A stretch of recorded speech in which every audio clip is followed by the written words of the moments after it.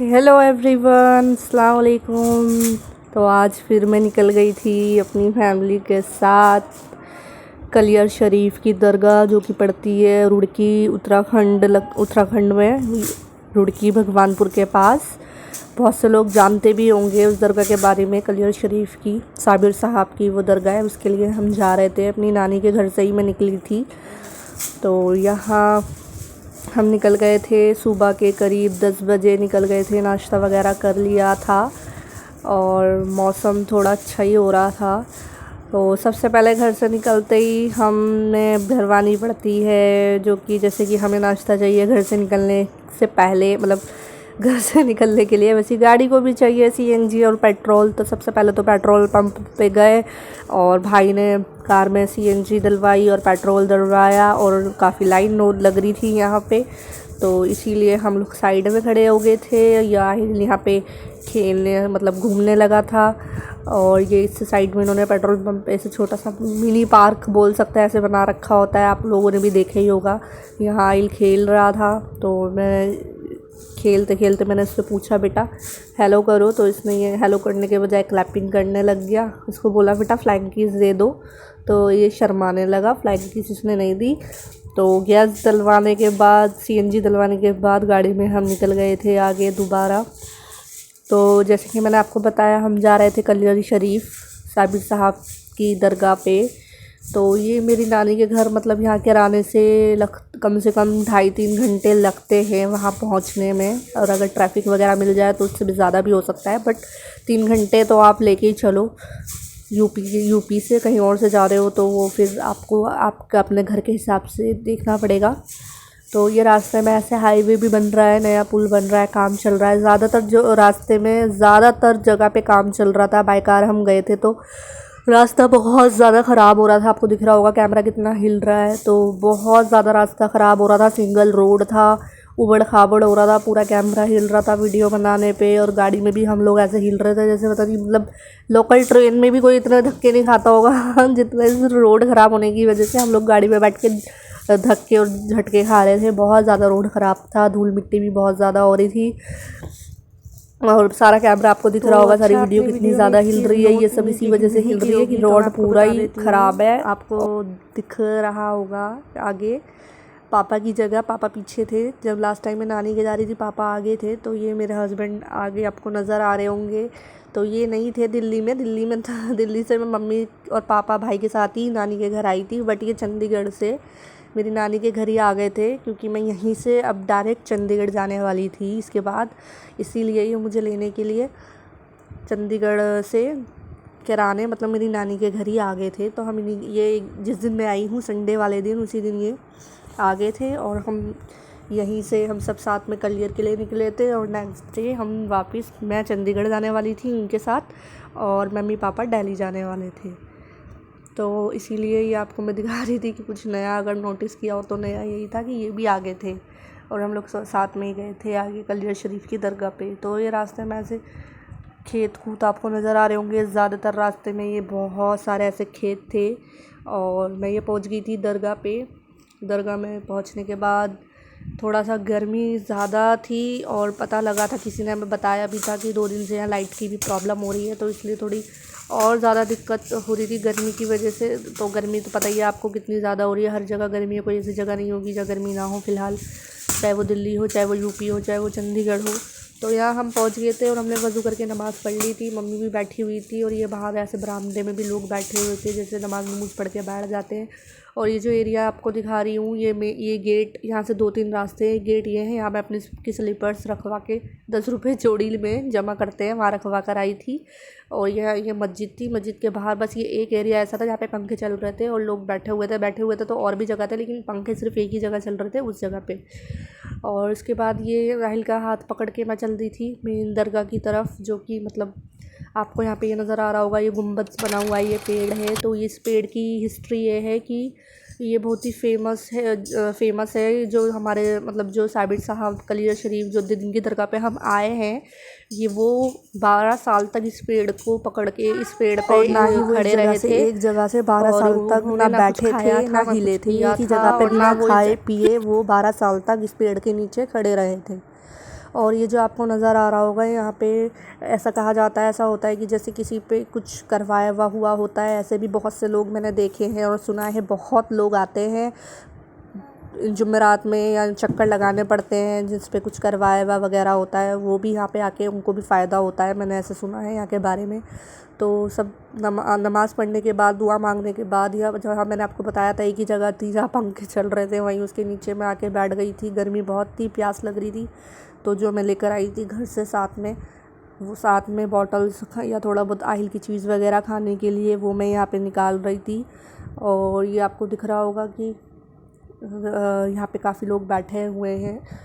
तो यहाँ पे सब तरह के लोग और जगह जगह से, पता नहीं कहाँ कहाँ से लोग आते हैं। जिसको जैसा दिल करता है वैसे वो इबादत करता है, दुआ मांगता है। जो मांग लेता है वो बैठ जाता है, जो नहीं मांगता वो अंदर जाके मांग लेता है। मेन दरगाह अंदर थी, अंदर की जो मेन दरगाह थी वहाँ की वीडियो मैंने नहीं बनाई थी। अंदर मेन दरगाह पे जाके वीडियो बनाना या ये सब थोड़ा सा अच्छा नहीं लगता, थोड़ा ओड लगता है, इसलिए अंदर में गई थी। तो दुआ मांग कर अंदर से फिर मैं आ गई थी, मैंने वहाँ वीडियो रिकॉर्ड नहीं की थी।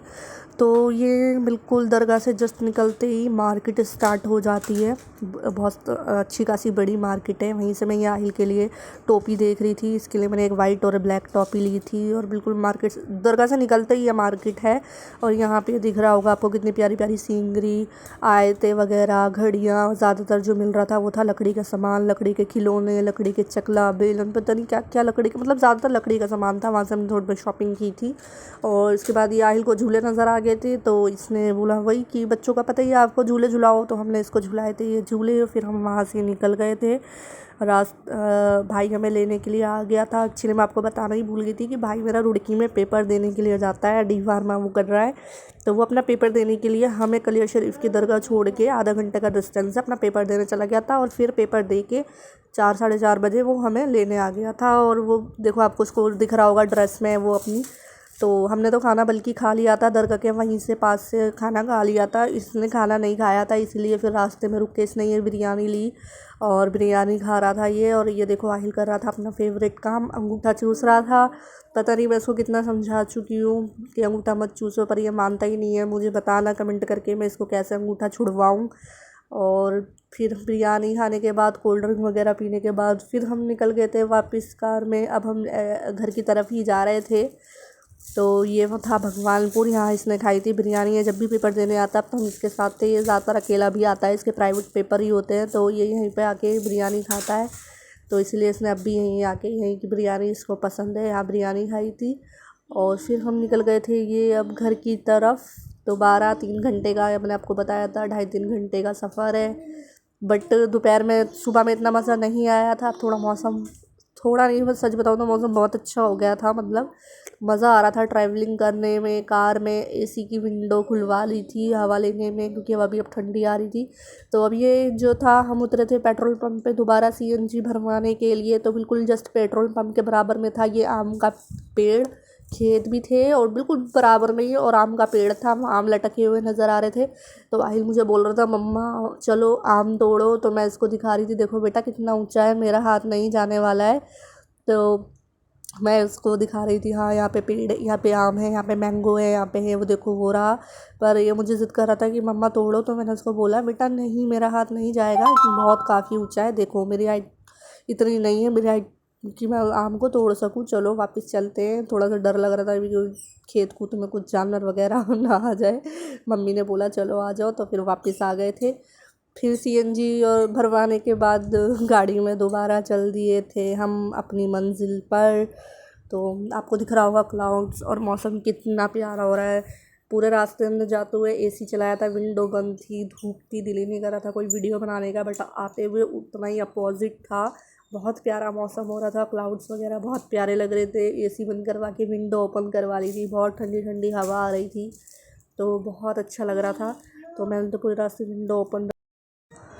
तो अब मैं उतर गई थी कॉफ़ी चाय वगैरह पीने के लिए। भाई ने बोला चलो कुल्हड़ वाली चाय पीते हैं। एक्चुअली वो पीता आता जाता रहता है, तो उसको पता है कहाँ पे क्या अच्छा मिलता है। तो ये आपको दिख रहा होगा, ये था मित्रा, उल्टा लिखा हुआ दिख रहा होगा कैमरे में, बट ये इसका नाम था मित्रा दा ढाबा, जिस पे हम उतरे थे कुल्हड़ वाली चाय और कॉफ़ी वगैरह पीने के लिए। शाम हो चुकी थी, चाय तो पता ही है आपको, जो चाय लवर्स होते हैं उनको तो कहीं भी मिले कहीं भी हो वो चाय ज़रूर पीते हैं, फिर चाहे घर में हो चाहे बाहर हो चाहे कार में हो। तो हम यहाँ पे चाय खाना खुना तो हम ऑलरेडी खा चुके थे, अब चाय रह गई थी, शाम भी हो चुकी थी, तो इसलिए हमने यहाँ पे कुल्हड़ वाली चाय और कॉफ़ी वगैरह कॉफ़ी मंगाई थी। मेरे हस्बैंड चाय नहीं पीते, इनके लिए कॉफ़ी और बाकी लोगों के लिए चाय। और चाय कॉफ़ी पीने के बाद दोबारा से हम निकल गए थे। अब आपने नोटिस किया हो तो पता नहीं कितनी बार हम उतरे और कितनी बार हम लोग गाड़ी में बैठे हैं, रिकॉर्ड तोड़ दिया आज तो हमने।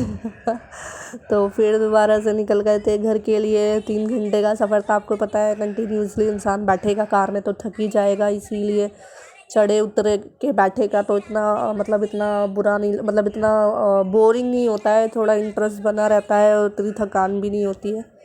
तो इसके लिए तो यहाँ मैं कर रही थी मस्ती। और अम्मी ने निकाल लिया था यहाँ अपना हलवा पराठा, जो कि कलियर शरीफ के पास से ही थोड़ा सा ख़रीदा था आहिल के लिए, क्योंकि वो मिर्च वगैरह बहुत ना के बराबर खाता है। तो सोचा चलो मीठा खा लेता है, इसीलिए उसके लिए हलवा पराठा लेके रख लिया था। वहाँ इसने कुछ नहीं खाया था जब हमने खाना खाया था। तो यहाँ अम्मी इसको खिला रही थी अपने हाथ से हलवा पराठा, और मैं लगी हुई थी अपना वीडियो बनाने में। क्योंकि आइल मेरे पास नहीं था, वो जाते हुए भी अपने पापा के पास ही था आगे, और आते हुए भी आगे उन्हीं के पास था। मैं बुला भी रही थी, वो तब भी मेरे पास नहीं आया।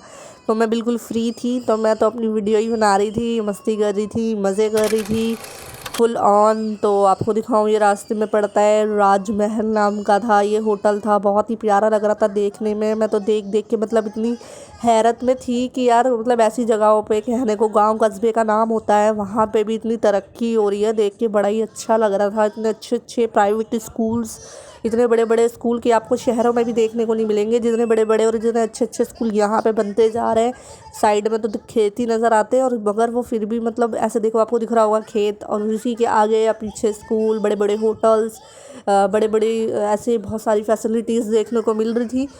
और ये हो चुकी थी रात, 8 बज चुके थे, हम करीब 8 बजे के करीब ही घर पहुँचे थे, और अंधेरा भी हो गया था। तो मिलते हैं नेक्स्ट व्लॉग में। अल्लाह हाफिज़, बाय।